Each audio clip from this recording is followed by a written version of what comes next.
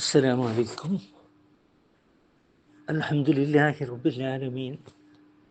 الصلاة والسلام على أشرف المرسلين سيدنا محمد رسول الله صلى الله عليه وسلم وعلى آله وصحبه أجمعين. أما بعد. കാലികളെ മനുഷ്യൻ്റെ ഉപയോഗത്തിനായി സൃഷ്ടിക്കുകയും നിത്യാവശ്യങ്ങളായ പല കാര്യങ്ങൾക്കും അവയെ ഉപയോഗപ്പെടുത്തി കൊടുക്കുകയും ചെയ്യുക വഴി മനുഷ്യന് അള്ളാഹു ചെയ്തുകൊണ്ടിരിക്കുന്ന അനുഗ്രഹങ്ങളെ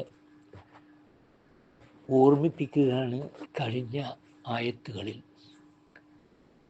മറ്റൊരുപകാരം മനുഷ്യന് ദേഹാധ്വാനമോ ബുദ്ധിമുട്ടോ കൂടാതെ ഭാരപ്പെട്ട ചുമടുകളും ദൂരദേശത്തിലേക്ക് എത്തിക്കുക.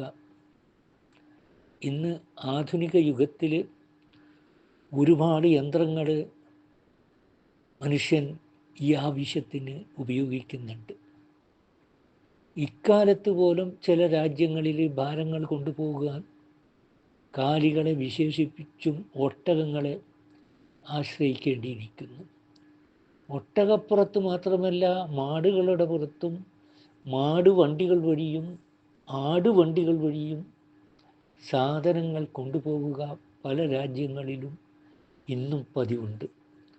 യന്ത്രവാഹനങ്ങൾ കണ്ടുപിടിക്കുന്നതിന് മുമ്പ് ഏത് രാജ്യത്തും കാലികളെ മാത്രം അതിന് ആശ്രയിക്കേണ്ടി വന്നിരുന്നു.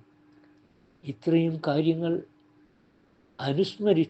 അനുസ്മരിപ്പിച്ച ശേഷം ഇതെല്ലാം ചെയ്തു തന്നിരിക്കുന്നത് അള്ളാഹുവിന് മനുഷ്യനോടുള്ള കൃപയും കാരുണ്യവും നിമിത്തമാണെന്നും ആ സ്ഥിതിക്ക് മനുഷ്യൻ അള്ളാഹുവിനോട് നന്ദിയുള്ളവനായിരിക്കാൻ ബാധ്യസ്ഥനാണെന്ന് കൂടി ഓർമ്മപ്പെടുത്തുകയാണ് ചെയ്യുന്നത്. അള്ളാഹു സുബ്ഹാനഹു വ തആല നന്ദി ചെയ്യുന്ന കൂട്ടത്തിൽ അള്ളാഹു നമ്മെ എല്ലാവരെയും ഉൾപ്പെടുത്തുമാറാകട്ടെ. വആഖിറു ദഅ്വാനാ അനിൽ ഹംദുലില്ലാഹി റബ്ബിൽ ആലമീൻ.